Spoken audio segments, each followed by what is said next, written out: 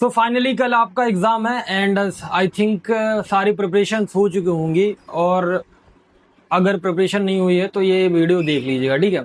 तो first of all बात करते हैं कि भैया अगर पेपर में कुछ नहीं पढ़ा है हमने और कल पेपर है तो क्या करें। तो सबसे पहले मैं एक बात बता दूं, जो बी ट्रिपल ई का एग्जाम होने वाला है BT 104, ये आपका थ्योरेटिकल प्लस न्यूमेरिकल एग्जाम है, ठीक है।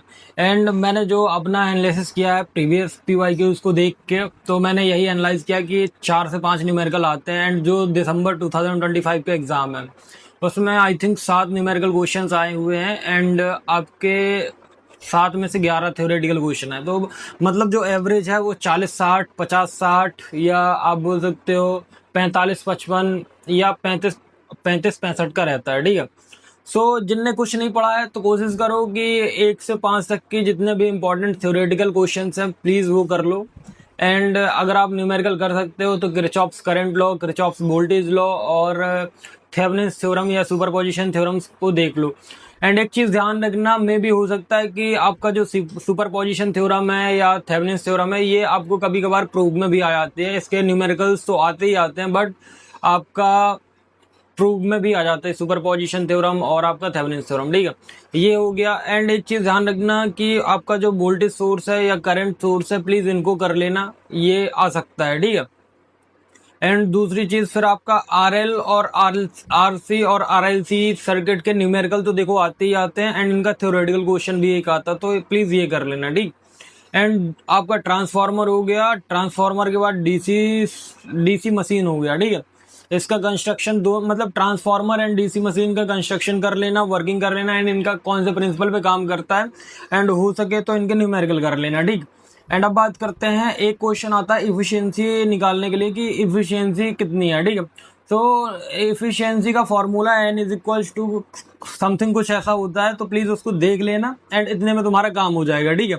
और बाकी जिनने पढ़ाई कर ली है तो उनको भी टेंशन हो रहा है कि भैया पेपर कैसा आएगा, क्या लिखेंगे पेपर में, क्या नहीं लिखना है।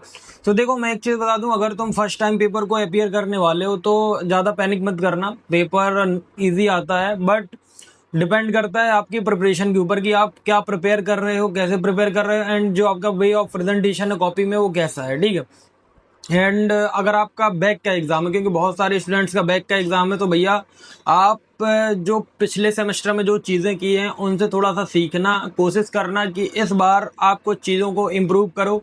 लाइक अगर आपने मतलब, या तो देखो दो बेसिस पे पेपर पास किया जा सकता है, या तो तुम पूरा पढ़ के जाओ, या तो तुम थ्योरेटिकल पढ़ के जाओ, या तो तुम न्यूमेरिकल पढ़ के जाओ, ठीक है। अब बहुत सारे ऐसे स्टूडेंट्स हैं, मेरे को मालूम है इस वीडियो पे बहुत सारे कमेंट्स आने वाले हैं कि भैया हमने कुछ नहीं पढ़ा हुआ है, ठीक है। सो देखो अगर तुमने कुछ नहीं पढ़ा हुआ है तो मैंने एक टॉप 5 इंपॉर्टेंट क्वेश्चन का वीडियो डाला है, सो जाके प्लीज उसको देखो। एंड एक आपका कंप्लीट वन शॉट वीडियो डाला हुआ है, तो जाके उसको देख लो, इतना सफिशियंट रहेगा। एंड अगर तुमने कुछ नहीं पढ़ा है तो प्लीज न्यूमेरिकल साइड मत जाना, बिकॉज आज रात का ही टाइम बचा है एंड सुबह कल आपका एग्जाम है। सो इतनी जल्दी तुम न्यूमेरिकल की प्रिपरेशन कर नहीं सकते। सो कोशिश करो कि तुम थ्योरेटिकल क्वेश्चन जितने भी हैं, लाइक आपका voltage source, current source, superposition theorem and DC और ट्रांसफार्मर और फुल एडर, हाफ एडर और आपका बीजेटी और VI कैरेक्टरिस्टिक एंड ये डायोड जितने भी हैं ये सब कर लो, ठीक है। एंड न्यूमेरिकल जो तुमको सिंपल लग रहा है तो प्लीज सिंपल न्यूमेरिकल कर लो।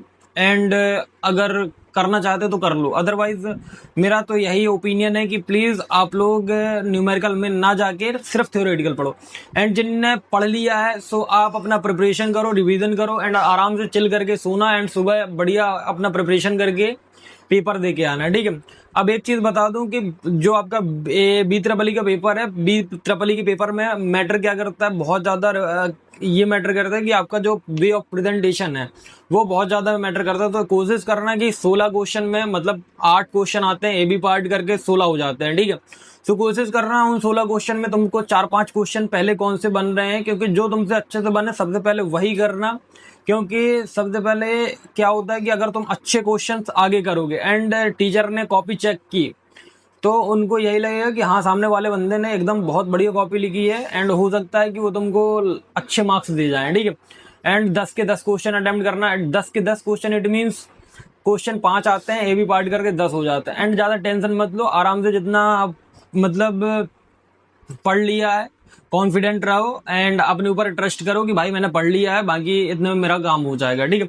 बाकी मिलते हैं लाइव में, जो भी तुम्हारे डायरेक्ट क्वेश्चन है तो लाइव में आ जाना एंड अपने क्वेश्चंस पूछ सकते हो। बाकी all the best for examination. मिलते हैं कल पेपर के साथ एंड अभी रात में 9 बजे मिलते हैं लाइव के साथ। So thank you for watching.